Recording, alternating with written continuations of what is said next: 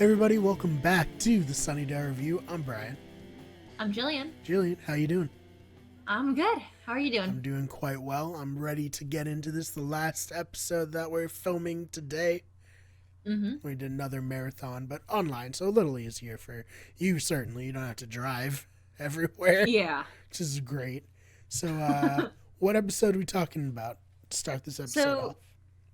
Today we are talking about Season 3, Episodes 6 and 7, which are Band Candy and Revelations. Very nice. Okay, so I know you love Band Candy, so I'm just going to let you take this away. I love this. Like, literally, the first note I have on this episode is, I love this episode in all caps. I love this episode. It's just so funny. It is fun and funny and very good. Yeah. So jumping right into this one.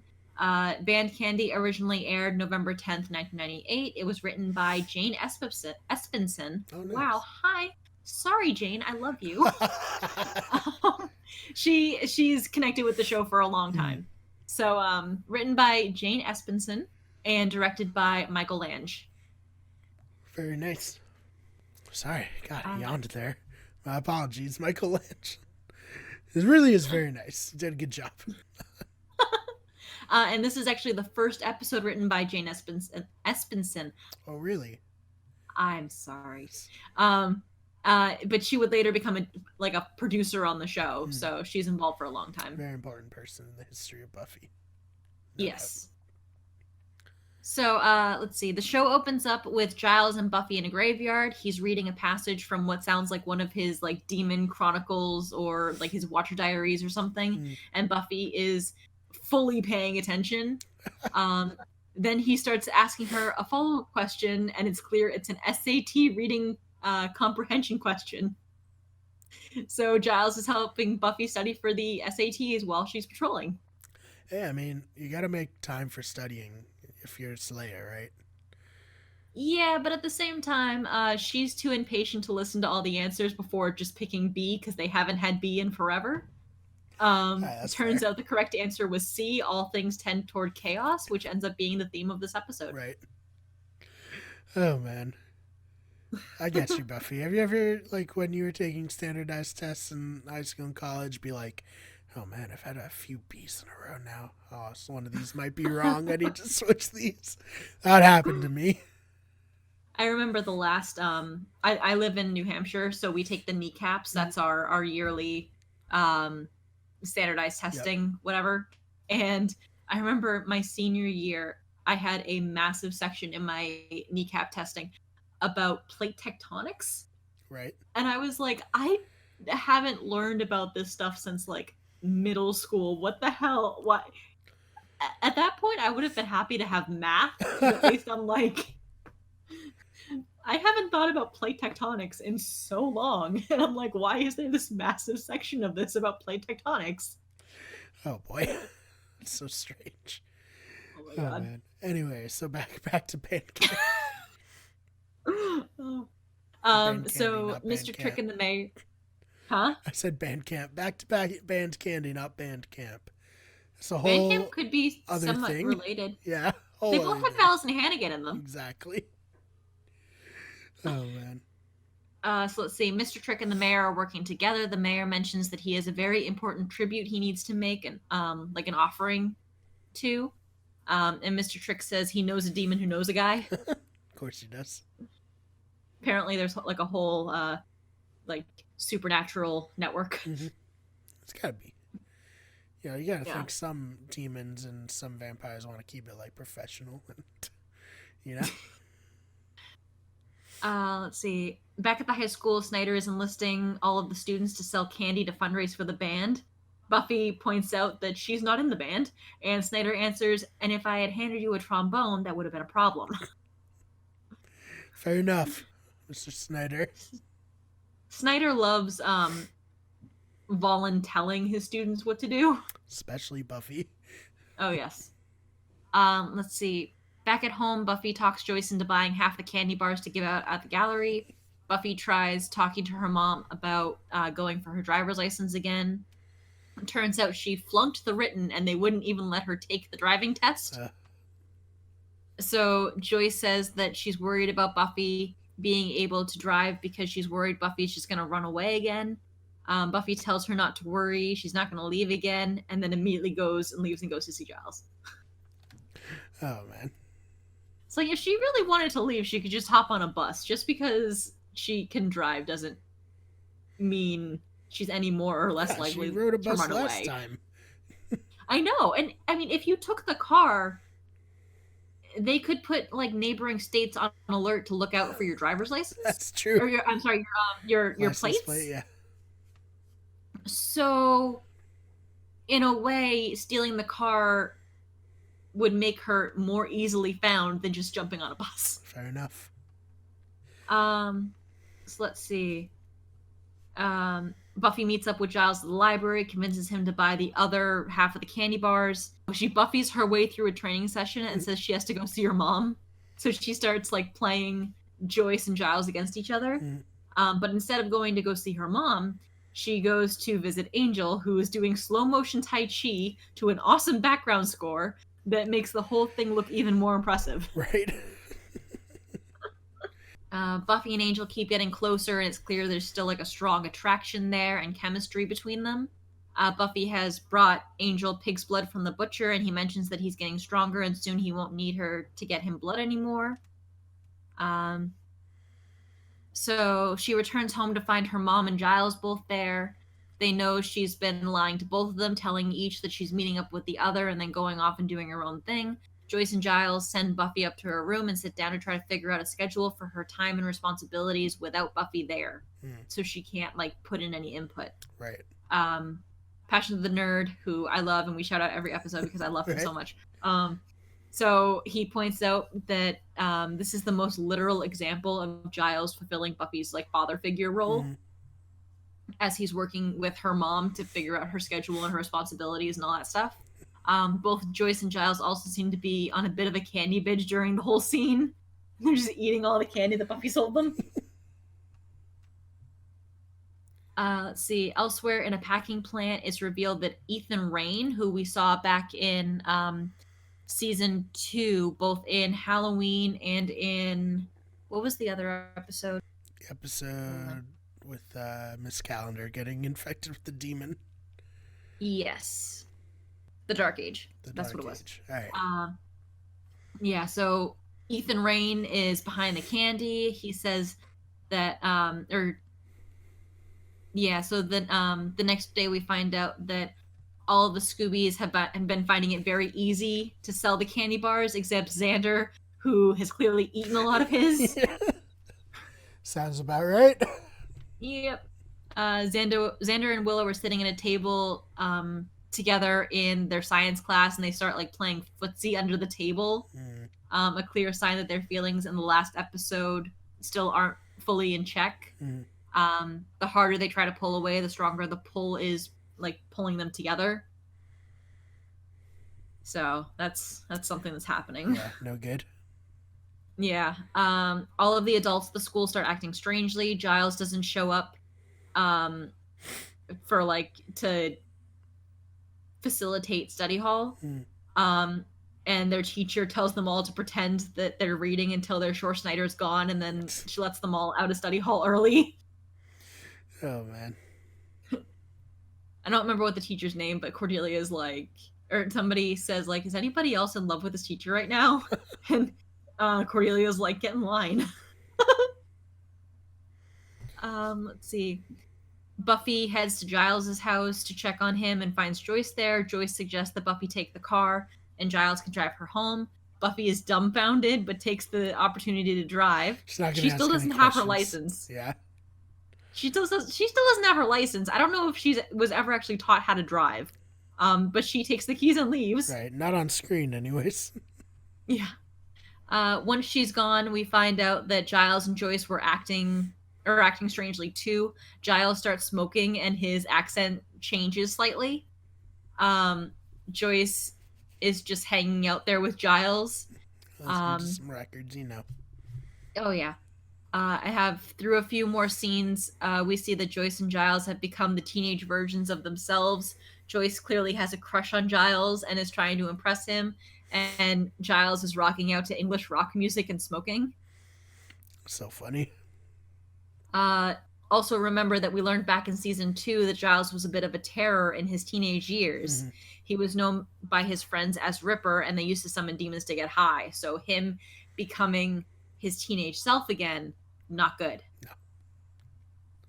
He just seemed like a cool Um, guy.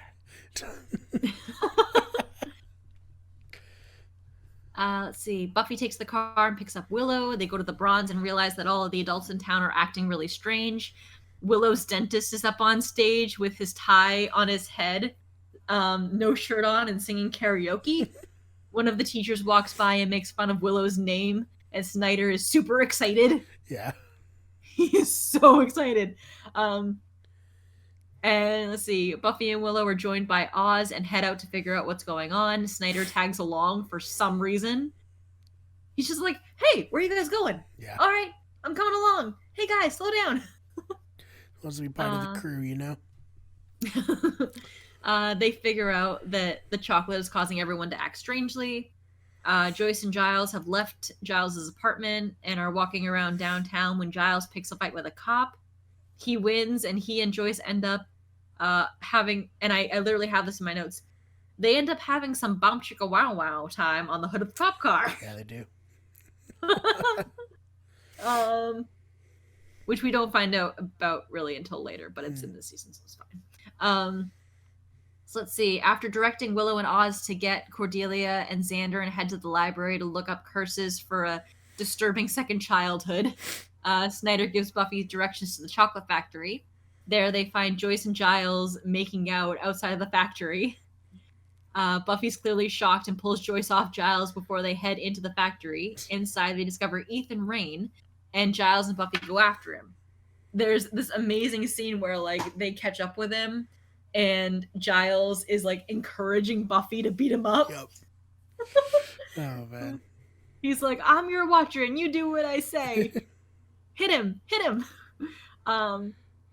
Let's see. Turns out the offering the mayor needs to make to the demon is to, or like the tribute that he needs to make is to the demon Laconis. Ethan says that he doesn't know what the offering is, but that it's big and they needed people to be out of it and looking the other way so they could take it. During that scene where Buffy and Giles are interrogating Ethan Rayne, Snyder is hitting on Joyce and trying to impress her, and it's hysterical. He's like, I took Taekwondo at the Y. Oh, man. Oh, teenage Snyder is really weird. Yeah. Let's see. Buffy calls the rest of the Scoobies at the library, and they're able to find the demon and figure out that the offering is babies.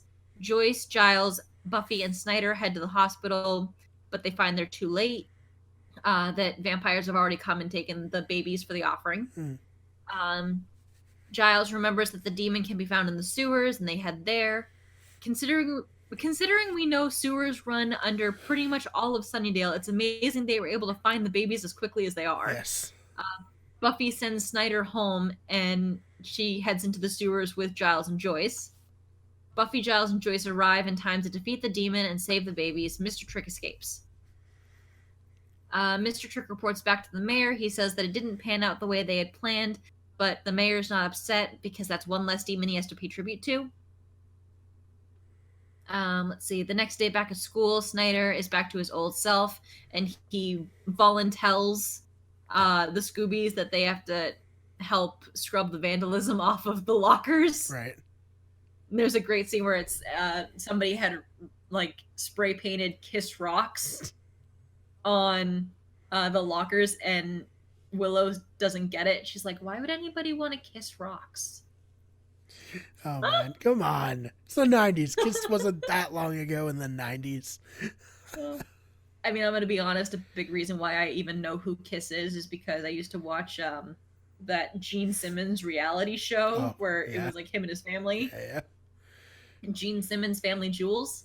Sounds with about his right. son. Yep. His son is like 7 feet tall. But yeah. Anyway, as far as a watch or pass on this one, I say watch. I said Mm, overall, this is just a fun and funny episode. It gives more insight into the mayor, lends more evidence into Xander and Willow's kind of magnetic pull toward each other. mm. And I gave it 8 stakes.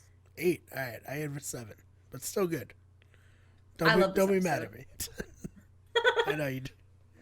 Yeah, it's really great. I like this episode. It's super fun.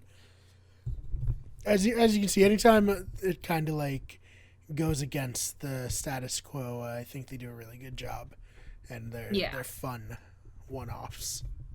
Oh, for sure. And of course, young Giles is awesome.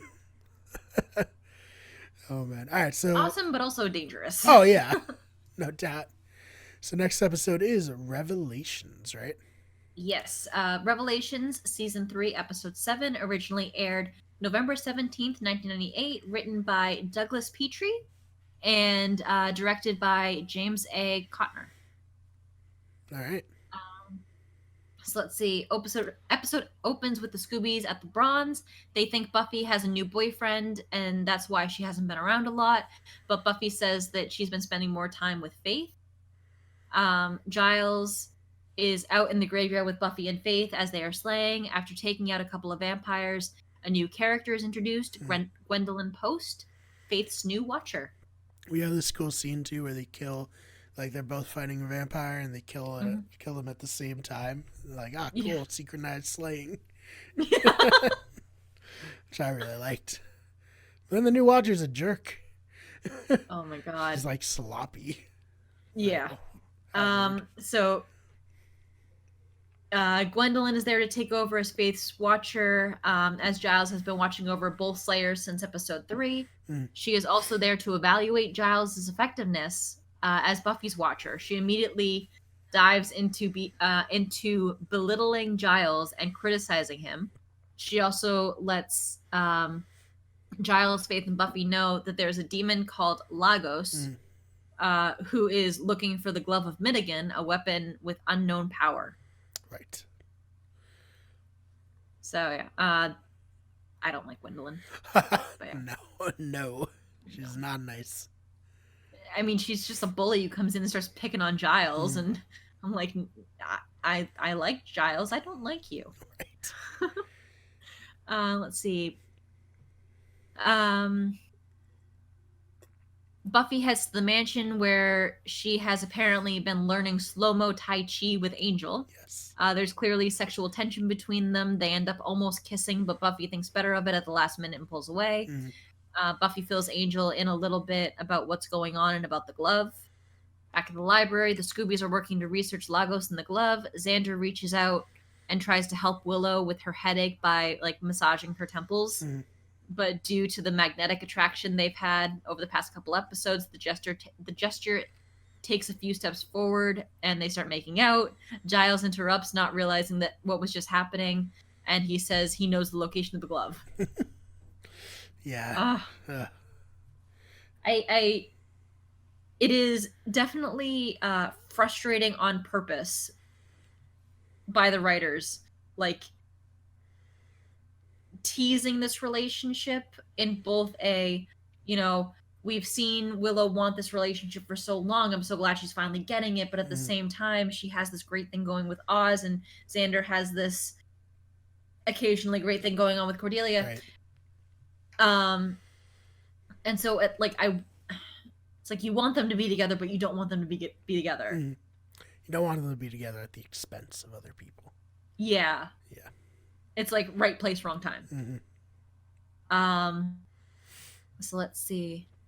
Xander offers to go after the glove. He gets there just in time to see Angel leaving with it. Xander follows Angel back to the mansion, finds Buffy and Angel kissing. They've finally given into their desires that they've been like fighting for so long. Now, keep in mind, this is the first time that anybody of the Scoobies other than Buffy has seen Angel. They didn't know he was back yet. Right. This is very shocking. Very shocking for Xander. Let's see. The next day, the Scoobies hold an intervention with Buffy. Xander has filled them all in that Angel is back, and then like Buffy and Angel were kissing. Giles makes a very good point when he says, "You must have known it would it was wrong seeing Angel, or you wouldn't have hidden it from all of us. Right. Which, like, is Just not true. wrong. Yeah. So, yeah. Um, let's see. Giles breaks up the intervention for not being productive. Buffy goes to thank him for getting the others off her back, and he tells her straight up, I won't remind you that the fate of the world often lies with the Slayer. Mm. What would be the point? Nor shall I remind you that you've jeopardized the lives of all of you hold dear by harboring a known murderer. But sadly, I must remind you that Angel tortured me for hours, for pleasure, and you should have told me that he was alive. You didn't. You have no respect for me or the job I perform. It's Which is tough. Yeah. his, I feel like it's his, like, long winded British way of the I'm not mad, I'm just disappointed. Right. Uh, let's see. So let's see. Gwendolyn visits Faith in her like bare bones motel room. She tries to connect with Faith and compares her to the Spartans. Faith didn't know who they were, and she has to try to explain. 300 hadn't come out yet, so. Yeah. Let's see. She tells Faith that the Spartans lived in very humble livings as well because a true fighter needs nothing else. She tells Faith that she will have to trust her, then starts manipulating her into not trusting Giles and the gang because they are having secret meetings without her. Yeah, I mean, this is a really important moment for future stuff, honestly. Yeah. So, don't want to get too into it, but we'll put a pin in it. Come back later on.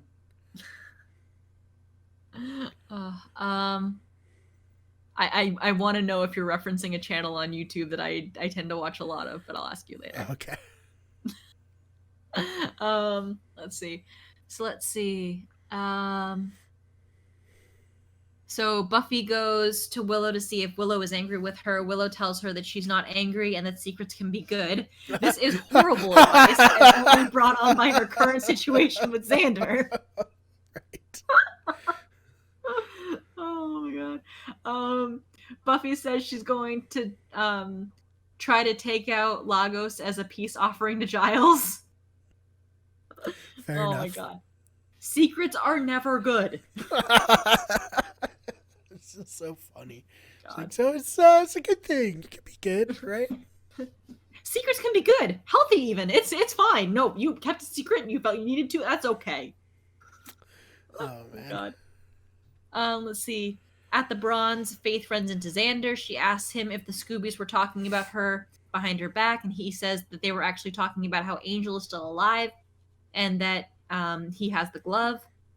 Faith decides to slay Angel. Xander asks if he can help and go with her. Oh man. So let's see. Gwendolyn visits Giles. They seem to be getting along okay, and Giles lets her know that he has the glove, its current location, and that a friend of Buffy's is keeping it there. Gwendolyn wants to go get the glove immediately and hide it before someone else gets it. Giles says that he wants to destroy it and has found a way to do so. And Gwendolyn picks up like a statue thing and knocks Giles out. Yeah. And takes off to go get the glove. So even worse, hate her. Yeah. It's like before you just kind of didn't like her, and now you're like, oh, okay, she's bad. That makes sense. How dare you give Giles more brain damage? Yeah. Giles gets knocked unconscious way too often. It's kind of concerning. He's so smart. He has brain to lose. Oh my god. Let's see. Buffy and Willow. Buffy and Willow have a conversation about secrets in the graveyard. Buffy says that she feels better now that her friends know that Angel's back. Willow asks if keeping it a secret for so long made it sexier and more fun. Clearly subtext here, and she's referring to her relationship with Xander. But Buffy said that the stress of keeping the secret even made the fun parts not so fun after a while. Buffy asks Buffy asks Willow, why she's so curious, and Willow is about to tell Buffy about her and Xander when Lagos shows up. Buffy defeats Lagos pretty quickly and goes back to ask Willow what she was saying about secrets and whatever, but Willow chickens out and says that she her big secret is that she opened her SAT test book 5 minutes early. Oh, which I mean, I realize that she's chickening out of saying the real secret of her and Xander, Mm, but at the same time, thinking back to when I took the SATs, that was so goddamn regulated. Like yeah, if you had scratched your nose, they would have come over and checked your test booklet. right. So I don't know how Buffy believes that Willow somehow managed to open her booklet early. I don't know. Let's see. Xander and Faith head to the library to stock up on weapons to go take out Angel. They find Giles unconscious. Faith assumes it was Angel and who attacked Giles. Faith leaves to go after Angel while Xander stays behind to make sure that Giles is okay. As Giles is being wheeled out on like a stretcher with the ambulance, Buffy and Willow arrive and tell him the good news about Lagos. Giles tells them to destroy the glove and use the living flame. Xander tells Buffy that he told Faith about Angel and that Faith assumed Angel attacked Giles and has a 10-minute head start. Oh my god. This is one of those times where it's like there's a lot going on. Yeah. Let's see. Gwendolyn shows up at the mansion and tells Angel that Giles sent her to help destroy the glove. She asks where the glove is, and Angel tells her it's in the trunk. And then she hits him in the head with a shovel. So if you needed another tally point in the definitely evil category, so let's see. It hurts Angel, but doesn't kill him since he's not human. He stops Gwendolyn from getting the glove, but then Faith shows up and thinks that Angel is trying to kill Gwendolyn. Right. There's a lot of miscommunications going on. They fight, and Faith almost stakes Angel, but Buffy stops her at the last minute. Gwendolyn manipulates Faith into going after Buffy, distracting them both as she goes after the glove. Xander and Willow arrive and try to help. Gwendolyn straight up slaps Willow across the face with the metal glove. How did that not leave a mark? I don't know. That would hurt so bad. All I can think of is that scene from Robin Hood Men in Tights when Robin picks up the metal armor glove and hits the sheriff guy across the face. Right. Oh my god. So Gwendolyn puts on the glove and it like attaches to her arm with like these weird like claw thingies. Yes. It freaks me out. It's I weird. don't know. It is really weird. It's like, oh, that's just gonna be on you forever. Yeah. Gross. Let's see. Gwendolyn tells Faith that she's an idiot and then I have in my notes, goes straight up Thor mode. Yeah. Summoning and controlling lightning. She tries to fry Buffy and Faith, who jump out of the way just in time. Then she tries to fry Willow, who is tackled at the last minute by Angel, who has just woken up. Buffy and Faith work to distract Gwendolyn. Buffy throws a piece of glass so hard that it severs Gwendolyn's arm. Yeah, that's intense.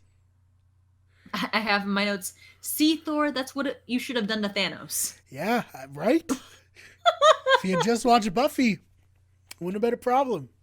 Yep. Let's see. So now Gwendolyn no longer has the power to control lightning. The lightning fries her and she disintegrates. Oh, man. Thank God. That way they didn't have to get rid of the body. Right. These poor high school kids would have spent a lot of time burying bodies if they didn't mostly disintegrate or turn to goo. Yeah. So let's see. Back at the school the next day, the Scoobies are talking about Angel and Buffy. They make sure to point out that they destroyed the glove. Willow says that since Angel saved her, she kind of likes him again. Buffy walks up and has a heart-to-heart with Xander. He apologizes without really saying it, but says that he trusts Buffy. Cordelia makes sure to state for the record that she doesn't trust Buffy. Thanks, Cordelia. Oh, Cordelia. Your 2 cents are not always needed, but they're always appreciated. Let's see. Giles arrives and confirms that Gwendolyn was a real Watcher, but had been kicked out of the council a few years ago for misuses of dark magic. Yeah. Which I'm like, okay, so this new Watcher just shows up, and they don't think to call to confirm with the Watchers Council. Yeah, like, there's clearly a lack of communication between the Watchers of Active Slayers, Mm, the Watchers Council and their Watchers, the yeah. Watchers Council and their Slayers. Because before Faith showed up, they, at least as far as we're aware as the audience, Buffy and Giles didn't know that a new Slayer had been called. No, yeah, they definitely. Well, like you said, from what we're aware of. So. And she had clearly been assigned a Watcher. Mm, So I don't know. The Watchers Council is shady. it is. So let's see. The episode ends with Buffy visiting Faith in her motel room. Buffy tries to reconcile with her, telling her that she's on Faith's side and Faith can trust her, but Faith doesn't believe her and um, is probably afraid of being hurt again. Mm. So, yeah. I feel bad for Faith. Oh, yeah. She has a really rough go of it. Especially where she didn't come from a strong family. Not that Buffy comes from a really strong, like, parental family unit, but, like, Faith, I guess, was really bad. Like, her home life, and then, she lost her watcher, and then she has this idea that she can't trust anybody put into her head. It's just... She doesn't seem to have friends. She just has guys that she has a physical relationship with and then dumps them, so... Right. Yeah. It's unfortunate. So what'd you give this episode? I gave this one 7 stakes and a definite watch because it brings Angel back into the fold of the Scoobies, relieves the tension of Buffy keeping the secret from her friends, adds more evidence to the growing magnetic pull between Xander and Willow. So, yeah, I gave it a 7 as well. I think very important for all the stuff you mentioned, and also like for Faith's storyline in the show. So, yeah, that's it for this episode, right? Yep. We did it. We had another day of recording done. Very nice. Not that our listeners care specifically. No, but they can tell just from like clothes and stuff. Clothes, yeah. We have filmed 6 episodes today. Yeah, it was really productive. We did a good job. Oh, yeah. So, where can they find you online? If you want to go on Twitter and look me up, I'm at Jillian_Swan, and that's Swan with 2 N's. I barely ever tweet there, almost never. I may or may not be using it more in the future. I really don't know. Right. And then occasionally you can find me over either involved or at least hanging out in the chat on Twitch on the Grassblock UK channel. Awesome. So, yeah, make sure you check them out. You follow Jill. You can follow me on Twitter at TheFakeBMar. That's BMARR. You can check us out on Twitter as a channel at WG Everything, on Instagram at Wicked Good Everything, on Twitch at twitch.tv/Wicked Everything, and the main channel is youtube.com/Wicked Everything. This channel, once we get to 100 subscribers, will be Wicked Good Podcast, but for now, you just gotta search podcasts or, get direct links from our various social media. Make sure that you tell your friends, family, anyone who would be into Buffy about this podcast, and rate us on iTunes. Thank you so much for watching. Bye.